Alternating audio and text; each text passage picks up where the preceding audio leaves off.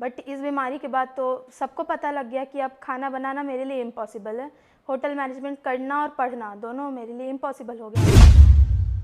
तो मेरा दुनिया पूरा रुक गया था और मैंने सारा होप खो दिया था, क्योंकि सामने कौन था कौन नहीं कुछ नहीं दिख रहा था। बस था तो सामने अंधेरा, बस और कुछ नहीं। क्योंकि एलोपैथिक में इसका कोई भी इलाज नहीं है। मैंने बहुत जगह ट्राई किया, यहाँ पे नहीं, सिर्फ चेन्नई, दिल्ली, अजमेर, कहाँ नहीं गए हम लोग, मंदिर, मस्जिद, डॉक्टर्स, कहीं भी, सब जगह जाके देखा हमने, पर अभी तक तो कोई सुधार नहीं। नज़रें मिलते ही नज़रों से नज़रों को चुराए, कैसी ये हया तेरी जो दो पलकों को झुकाए। और इसको अब तेलुगु में गाते हैं। నిన్ను చూస్తూ ఉండే కమ్ముల రెండు తిప్పేస్తావే, నీ చూపుల పైన రప్పలు వేసి కప్పేస్తావే।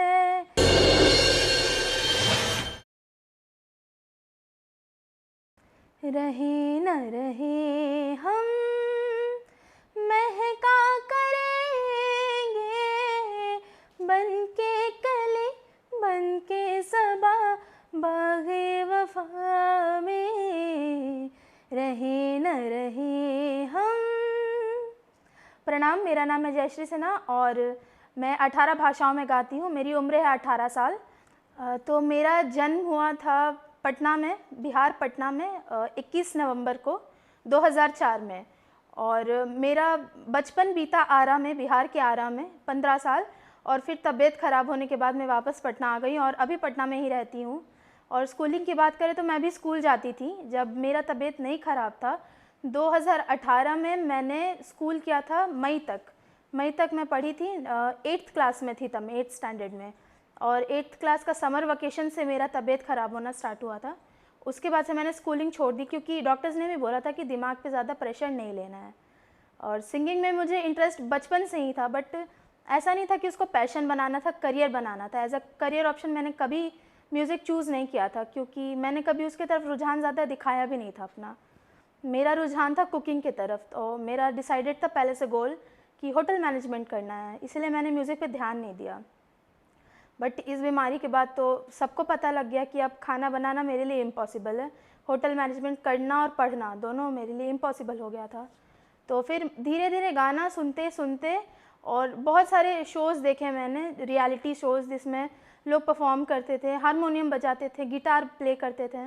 तो उनको देखकर मतलब मेरे मन में भी इच्छा जागी कि मैं भी इसको प्ले करूं, मुझे भी गाना गाना है, इंस्ट्रूमेंट बजा के गाना है और अलग अलग भाषाओं में गाना और बेहतरीन गाना है। तो उससे मेरा सारा करियर स्टार्ट हुआ है और अभी मैं बहुत मेहनत कर रही हूँ अपने ऊपर और चाहते हैं कि बस जितना हो सके उतना सीखूँ। कोई प्लेटफॉर्म मिले, बिल्कुल मिलना चाहिए। मैं चाहती हूँ कि मैं जितना सीख सकूँ उतना सीखूँ। मैंने किसी जगह से लैंग्वेजेस की कोर्स नहीं किया है, मतलब किसी ने बताया नहीं है, सिखाया नहीं है। मैंने यूट्यूब से सुन के, खुद से दूसरी लैंग्वेज के गाने सुन के मैंने याद किया है और समझ के उसको अब गाती हूँ 18 भाषाओं में। तो मैं भी आप सब लोगों की तरह नॉर्मल थी बहुत, बट 5 साल पहले मेरे साथ एक हादसा हुआ 2018 में। मुझे एक मेनिंजाइटिस नामक बीमारी हुई, जिसको हम दिमागी बुखार भी कह सकते हैं। दिमाग में पानी भर जाता है काफ़ी ज़्यादा, जिसका चेकअप होता है फ्लूड से, मतलब जो फ्लूड होता है उससे होता है। तो उसके कारण मुझे डॉक्टर ने 2 साल के लिए बेड रेस्ट बोल दिया था। तो जब बेड रेस्ट बोला गया मुझे, तो मुझे समझ में नहीं आया कि अब क्या करना है। मतलब जैसे दुनिया होता है ना, रुक जाती है। मैं 14 ईयर्स से देख रही थी और अचानक से एक दिन ऐसा आता है जब मुझे कुछ दिखता नहीं है। तो मेरा दुनिया पूरा रुक गया था और मैंने सारा होप खो दिया था, क्योंकि सामने कौन था कौन नहीं कुछ नहीं दिख रहा था। बस था तो सामने अंधेरा, बस और कुछ नहीं। तो उसके बाद 2 साल तो कुछ नहीं करना था, मुझे ये डॉक्टर ने ही बोला था। तो मम्मी ने सोचा कि अब क्या किया जाए। तो मेरा माइंड इधर उधर ना जाए, मतलब मेरे बीमारी पे ना जाए, इसके लिए मुझे यूट्यूब पे गाना लगा के सुनाया उन्होंने। तो मैंने गाना सुनते सुनते वो यूट्यूब अपने आप नेक्स्ट सॉन्ग प्ले करने लगता है। तो उस समय का काफ़ी प्रचलित गाना था स्पेनिश में डेस्पासितो सॉन्ग, वो सुना मैंने। और फिर उस गाने का मुझे रिदम इतना पसंद आया कि मैंने फिर मम्मी से और अपनी छोटी बहन से बोला कि इस सिंगर को सर्च करो और इनके दूसरे गाने सुनाओ मुझे। और जब उन लोगों ने मुझे दूसरे भाषाओं में गाना सुनाने लगा, तो फिर से नेक्स्ट लैंग्वेजेस में आने लगे गाने अपने आप। तो मुझे रिदम बहुत पसंद आया, बीट बहुत पसंद आया। तो सुनते सुनते मैंने गाना याद किया और फ़िलहाल का बात करें तो हाँ, मेरा इलाज चल रहा है होम्योपैथिक से, क्योंकि एलोपैथिक में इसका कोई भी इलाज नहीं है। मैंने बहुत जगह ट्राई किया, यहाँ पे नहीं, सिर्फ चेन्नई, दिल्ली, अजमेर, कहाँ नहीं गए हम लोग, मंदिर, मस्जिद, डॉक्टर्स, कहीं भी, सब जगह जाके देखा हमने, पर अभी तक तो कोई सुधार नहीं है। और दवाई चल रहा है और होप करती हूँ कि बहुत जल्दी मेरा बीमारी ठीक हो जाएगा और मैं भी आप सबकी तरह फिर से नॉर्मली देखने लगूँगी पूरी दुनिया को। पुष्पा मूवी का एक गाना है श्रीवल्ली, तो उसको मैं हिंदी में गाती हूँ, फिर उसको तेलुगु में गाऊँगी। नज़रें मिलते ही नज़रों से नज़रों को चुराए, कैसी ये हया तेरी जो दो पलकों को झुकाए। अब जो पोशीदा है उसको संभाले तू, और जो गर्विता है उसको डाले तू। तेरी झलक शर्फी श्रीवल्ली नैना मदक बर्फी, तेरी झलक शर्फी श्रीवल्ली बातें करे दो हरफी। Thank you. और इसको अब तेलुगु में गाते हैं। నిన్ను చూస్తూ ఉండే కమ్మల రెండు తెప్పస్తావే, నీ చూపుల పైన రప్పల వేసి కప్పేస్తావే, కనిపించనిదే బున్నే కన్నాతగా చూస్తావే, కమ్మల ఎదటూ వేలుటే కహదరుకుండావే, చూపే బంగారమాయనే శ్రీవల్లి మాటే మాడిక్ మాయనే, చూపే బంగారమాయనే శ్రీవల్లి माटे माड़िक मायने। तो संस्कृत में एक हिंदी गाना है धीरे धीरे से मेरी ज़िंदगी में आना, उसका संस्कृत वर्जन में गाना चाहती हूँ। प्रतिपल मम समस्मरणं स्मरणे मात्रं त्वं, हृदयस्य मम वार्तां प्रतिहाम्याहं कं, तव मम मम तव एक प्राणः किं कुर्यां, गायामि भ्रमाणि नित्यामि लिख्यामि त्वं कृते किं कुर्यां, शनैः शनैः मम जीवने आगच्छन्, शनैः शनैः मम हृदय चोर्यां, त्वत्तः प्रेम गतिवे शुभ्रे प्रियतमे, सती मिलने जानी है यापने। मेरा तबीयत ख़राब शुरू हुआ था होना 2017 से ही। डिफरेंट टाइप ऑफ डिजीज़ होते थे, कभी पेट में दर्द, कभी जोड़ों में दर्द होता था, कभी सर, तो मतलब जब डायग्नोज़ नहीं हुआ था, डायग्नोज़ होने के 5-6 महीने पहले से सर दर्द चालू हुआ, मुझे सीवियर हेड पेन, जैसे लगता था कि सर ब्लास्ट कर जाएगा किसी भी वक्त, और टाइमली बुखार आना शुरू हुआ। 5 से 6 बजे के बीच में बुखार मेरा आना फिक्स था। तो ऐसा जब शुरू हुआ तो हम लोगों ने डॉक्टर से बहुत ज़्यादा कंसल्ट किया।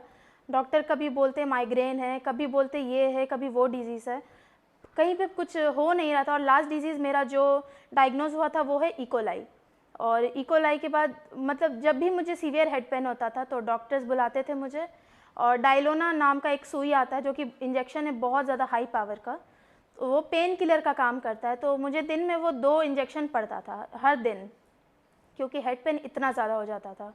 तो उसी समय एक दिन ऐसा था 2 जून, तो 2 जून को मेरा ऐसे ही हेड पेन हुआ था और मैं इंजेक्शन पड़ा मुझे हॉस्पिटल से। मैं जब घर आई तब तो आराम था, क्योंकि इंजेक्शन के आधे 1 घंटे तक मुझे रेस्ट मिलता था बिल्कुल, और मैं नींद में चल जाती थी। मैं सो गई थी एंड फिर मेरा नींद खुला 3 जून के सुबह को, सुबह 3:30 से 4 बजे के तकरीबन। और जब मेरा नींद खुला तो मैंने देखा कि मेरे सामने कुछ नहीं है सिवाय अंधेरे के। मम्मी को उठाया मैंने, बोला कि मुझे कुछ भी नहीं दिख रहा है, %1 भी कुछ नहीं दिख रहा है। तो मम्मी ने सोचा कि हेड पेन के चलते प्रेशराइज्ड हो गया होगा सर मेरा, तो उसके लिए नहीं दिख रहा होगा। तो बोल के मुझे सुला दिया कि 6 बजे 7 बजे फिर उठोगी तब बताना कैसा है। मैं सो गई और फिर मेरा नींद खुला फिर से 6:30 के 7 बजे के बीच में। तो मैं उठी तो पापा मम्मा दोनों ने पूछा कि अब कैसा है, आँख दिखाई तो दे रहा है ना सब। तो मैंने वही आंसर दिया कि अब अभी भी कुछ नहीं दिख रहा है, और मेरा हेड पेन फिर से स्टार्ट हो गया था। तो उसी वक्त मम्मी और पापा, मेरी छोटी बहन और मेरे फैमिली मेम्बर्स और कुछ लोग और रिलेटिव्स, हम लोग सब लोग कार से by road Ara to Patna आ गए। और यहाँ पर मुझे एक हॉस्पिटल में एडमिट किया गया, और वहाँ पे भी मेरा डिजीज़ डायग्नोज नहीं हो पाया।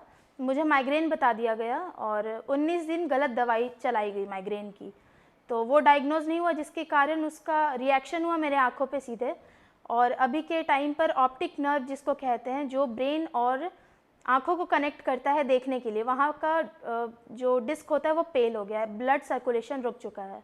तो और वो नस इतनी महीन होती है जिसको रीजेनरेट भी नहीं कर सकते हैं, बहुत धीमे धीमे उसका प्रोसीजर स्टार्ट होता है। इस पे एक्सपेरिमेंट चल रहा है काफ़ी जगह पे और 75% ये सक्सेस हो गया है। एनिमल्स पे सक्सेस हुआ है, मछली और मेंढक पे, जिनकी आईसाइट वापस आती है, बट अभी इंसानों पर ये कारीगर नहीं है। जब मैं बेड पर थी 2 साल तब, बट जब से मेरा हालत कंडीशन स्टेबल हुआ उसके बाद से मम्मा पापा ने कभी मुझे लगने ही नहीं दिया कि मतलब मुझे दिखाई नहीं देता है। मतलब मैं घर के सारे जो भी नॉर्मल बच्चे अपना काम करते हैं मैं सारे वो काम करती हूँ। मेरा पैशन था कुकिंग का, मैं खाना भी बनाती हूँ आज की डेट में। जैसे होता है ना कि जिसको दिखाई नहीं देता उसको छड़ी पकड़ा दी और चलने को बोला जाए, ऐसा नहीं है। मुझे सब कुछ पता है कि मेरे घर में कौन सा चीज़ कहाँ पे है। मुझे कभी ऐसा फील ही नहीं हुआ कि मुझे दिखाई नहीं देता है। ये सब, इसका सारा क्रेडिट मम्मा पापा को जाता है, क्योंकि अगर वो लोग सपोर्ट नहीं करते तो मैंने अपनी ज़िंदगी की आस छोड़ चुकी थी पूरी तरीके से। मुझे म्यूज़िक सीखना है और गाना है उसको, जितना हो सके मैं उतना गाना गाना चाहती हूँ और बस यही गोल है मेरा, लास्ट और फर्स्ट लक्ष्य यही है मेरा अब कि मुझे गाना है और गाना है सिर्फ। आप लोग कभी अपना हौसला मत टूटने दीजिएगा, हमेशा अपने हौसले को बरकरार रखने का कोशिश करें। और अगर आपके अंदर कोई टैलेंट है तो उसको छुपने मत दीजिए, उसको बाहर लाइए और पूरे दुनिया को दिखाइए कि आपके अंदर क्या टैलेंट है। दुनिया आपका ज़रूर सपोर्ट करेगी। हम उम्र को मैं ये सारी सलाह देना चाहती हूँ कि अगर आपके जीवन में कुछ हादसा होता है तो उससे जीवन रुकता नहीं है, आपके अंदर ज़रूर कुछ ना कुछ होगा जिससे कि आप आगे बढ़ सकते हैं। क्योंकि बोला जाता है भगवान एक रास्ता बंद करते तो दूसरा दरवाज़ा खोल देते हैं। तो अपने अंदर के टैलेंट को पहचानिए और उसको उभारने का कोशिश करिए। और दूसरी बात पे मैं ये बोलना चाहूँगी कि मेरा एक यूट्यूब चैनल है सिंगर जयश्री के नाम से, आप लोग वहाँ जाइए, मेरे सारे स्टूडियो रिकॉर्डिंग्स आपको वहाँ मिल जाएंगे और आप लोग सुनिए, ठीक है। तो जाते जाते एक स्पेनिश सॉन्ग जो कि मेरा फर्स्ट सॉन्ग था जो मैंने दूसरी लैंग्वेज में ट्राई किया था और मेरा फेवरेट, अभी तक का फेवरेट सॉन्ग है, डेस्पासितो स्पेनिश में।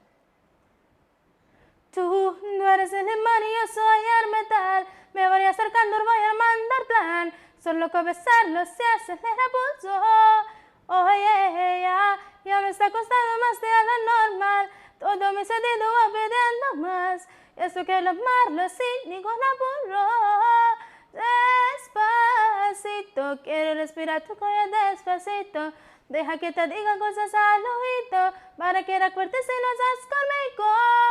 Despacito, quiero respirarte a besos despacito, firmar estar en este tu laberinto y acercar tu par donde no manuscrito. Despacito. Thank you so much.